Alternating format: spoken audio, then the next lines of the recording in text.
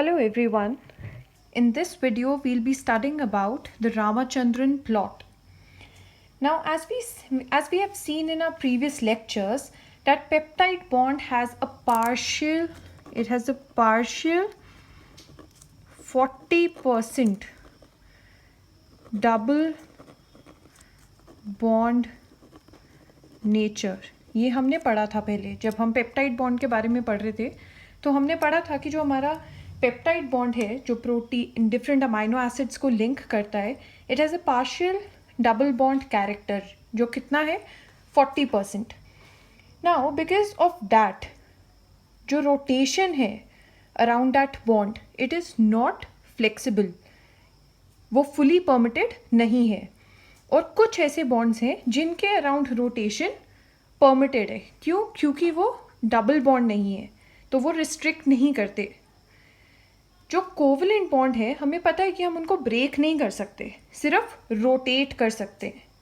सो ऐसे दो बॉन्ड्स हैं जिनको हम रोटेट कर सकते हैं. Now we can not rotate our peptide bond. Peptide bond क्या है यहाँ पे? ये C और N के बीच में ये जो पार्शियल डबल बॉन्ड आपको दिख रहा है ये आपका पेप्टाइड बॉन्ड है. अब इसके अराउंड जो रोटेशन है दैट इज रिस्ट्रिक्टेड. बट कुछ ऐसे बॉन्ड्स हैं जिनके अराउंड रोटेशन परमिटेड है. उसमें से हमारे दो बॉन्ड्स कौन से आते हैं? We have N C alpha bond and we have C alpha C bond. ये जो बॉन्ड है इनके अराउंड जो रोटेशन है वो 360 हो सकती है, या तो प्लस 180 होगी या तो माइनस 180 हो सकती है. अब इन बॉन्ड्स के अराउंड जो रोटेशन होती है उनको हम क्या बोलते हैं? We call them as torsion और डायहेड्रल एंगल और conformational angle. Now we can ask कि इन बॉन्ड्स के अराउंड रोटेशन परमिटेड है और बाकी बॉन्ड्स के अराउंड क्यों परमिटेड नहीं है? वो इसलिए परमिटेड नहीं है कि या तो उनकी साइड चेन इंटरैक्शन की वजह से स्टेरिक हिंड्रेंस हो सकती है, या तो वो 3D स्पेस में उसकी वजह से stable structures they don't form stable structures, ये नहीं हो पाता. अब ये जो आपका डायहेड्रल एंगल या जिसको आप टॉर्शन बोलते हैं ये दो टाइप्स का है. एक को हम फाई बोलते हैं, PHI फाई, और एक को हम साई बोलते हैं, PSI साई. जो फाई है वो कौन सा टॉर्शन एंगल है हमारा? जो N C अल्फा बॉन्ड के बीच में बनता है. N C अल्फा बॉन्ड के बीच में क्या है? फाई. और C अल्फा C बॉन्ड के बीच में क्या बनता है? साई, PSI साई. ये आपका C अल्फा C के बीच में बनता है. अब रामाचंद्रन प्लॉट क्या है? They are the permitted values of phi and psi which are usually indicated on a 2D map of phi और psi plane. एक हम phi psi plane का एक 2D मैप बनाते हैं और उसमें 4 क्वाड्रेंट्स होते हैं और उसमें फिर हम बताते हैं उस मैप पे कि परमिटेड वैल्यूज़ कौन सी हैं. परमिटेड वैल्यूज़ किनको बोलेंगे हम? जो स्टेरिकली स्टेबल होंगे, जिन वैल्यूज़ पे जो स्ट्रक्चर्स बनेंगे वो स्टेरिकली स्टेबल होंगे. अब जितनी भी, अब हमें पता है कि इतनी सारी परमिटेड वैल्यूज़ होती हैं और इतने सारे प्रोटीन स्ट्रक्चर होते हैं, बट वो सिर्फ थ्योरी में पॉसिबल हैं. जो सारी वैल्यूज़ हैं स्ट्रक्चर्स की वो परमिटेड नहीं है. तो पहली बार GN रामाचंद्रन ने परमिटेड वैल्यूज़ हमें बताई थी कि कौन सी परमिटेड वैल्यूज़ हैं डिफरेंट स्ट्रक्चर्स के लिए. Now I like to show you the Ramachandran plot. Now this is our Ramachandran plot. अब आप यहाँ देख सकते हैं कि हमारे पास ये एक 2D मैप है और इसमें 4 क्वाड्रेंट्स है. This is quadrant 1, this is quadrant 2, this is quadrant 3 and this is quadrant 4. Now आप देखिए कि हमें सेंटर वैल्यू क्या है हमारे पास? 0, and then it goes from X axis पे भी till plus 180 degree, because rotation जो है हमारी प्लस 180 डिग्री तक है एंड माइनस 180 डिग्री तक है. And same is on the Y axis, plus 180 degree to minus 180 degree. जो प्लस होता है दैट मीन्स क्लॉकवाइज रोटेशन है, एंड जो माइनस है that indicates a anti clockwise rotation. Now ये जो मैप है आप ये एल अमाइनो एसिड के लिए देख रहे हैं, एंड स्पेसिफिकली हम किसकी बात कर रहे हैं यहाँ पे, एलेनिन की. हमने एलेनिन को एज एन एग्जाम्पल लेके ये मैप बनाया है. अब आप इस मैप में देखिए we have 4 quadrants. We have quadrant 1, 2, 3 and 4. जो क्वाड्रेंट 1 में है आपके पास, उसमें आपके पास anti parallel beta sheets, parallel beta sheets, collagen triple helix, right twisted beta sheets. ये जो आपके चारों स्ट्रक्चर्स हैं ये आपको कहाँ मिलते हैं, क्वाड्रेंट 1 में फॉर एल अमाइनो एसिड.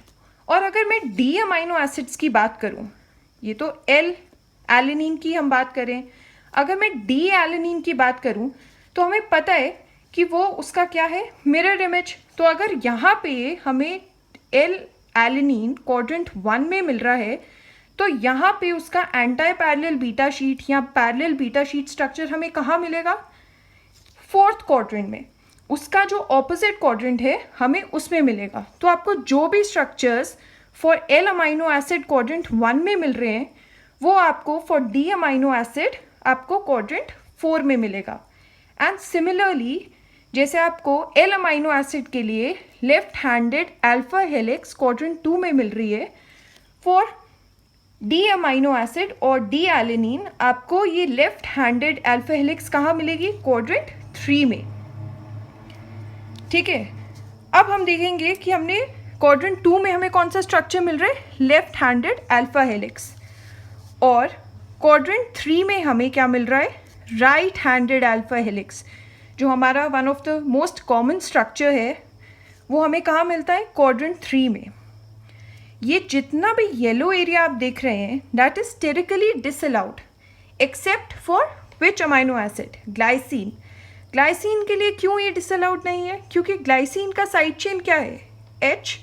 अब ये स्टेरिक हिंड्रेंस क्या क्रिएट करेगा, तो ग्लाइसिन के लिए ये सब रीजन्स अलाउड हैं. जो आपका डार्क ब्लू रीजन है, ये आप देख रहे हैं, आपका डार्क ब्लू रीजन जो है दैट इज़ अलाउड रीजन, या जिसको हम लो एनर्जी रीजन भी बोलते हैं, जहाँ पे कोई भी स्टेरिक क्लैश नहीं होता. अब ये आप देखिए कि ये कुछ आपके पास यहाँ पे वैल्यूज़ हैं, जैसे एंटी पैरेलल बीटा शीट के लिए -139 phi value and +135 psi value. ऐसे ही पैरेलल बीटा शीट के लिए we have -119 phi value and +113 psi value. ये जो हमारे मोस्ट इम्पॉर्टेंट सेकेंडरी स्ट्रक्चर्स हैं उनकी फाई साई वैल्यू की हमने बात की है. ये कभी कभी एग्ज़ाम्स में पूछा जाता है, तो इसलिए ये आपको याद होना चाहिए. एक और बात जो एग्ज़ाम्स में पूछी जाती है ये होती है कि अगर हमें कोई, मान लीजिए आपको एग्जाम्पल में दिया है डी एलेनिन या हम एल एलेनिन ले लेते हैं, और आपको पूछा है कि थर्ड क्वाड्रेंट में जो फाई और साई की वैल्यू है वो पॉजिटिव होगी या नेगेटिव होगी या कैसी होगी, दोनों की आपको बताने कि फाई पॉजिटिव नेगेटिव होगा या साई पॉजिटिव नेगेटिव होगा. तो हम यहाँ देख सकते हैं कि थर्ड क्वाड्रेंट में जो फाई की वैल्यू है वो नेगेटिव होगी, और थर्ड क्वाड्रेंट में जो साई की वैल्यू है वो भी नेगेटिव होगी. तो ऐसे भी बहुत बार पूछते हैं. अगर आपको ये याद है कि फर्स्ट क्वाड्रेंट कौन सा है, सेकंड क्वाड्रेंट कौन सा है, आप ये निकाल सकते हैं आराम से. अब ये तो था आपका एल एलेनिन के लिए जो आपका रामाचंद्रन प्लॉट था. Now if your amino acid is unbranched at C beta, हम सी अल्फा की बात करते हैं, अगर वो सी बीटा पे भी अनब्रांच्ड है तो आपका जो रामाचंद्रन प्लॉट है that would be nearly identical to L alanines. जो आपने अभी पढ़ा वो उसी के ही जैसा होगा ऑलमोस्ट, बहुत कम डिफरेंस होता है. और अगर आपका अमाइनो एसिड सी बीटा पे ब्रांच्ड है देन जो आपका अलाउड रीजन्स होंगे वो स्लाइटली छोटे होंगे as compared to L-alanine amino acid. So ये था आपका रामाचंद्रन प्लॉट के बारे में.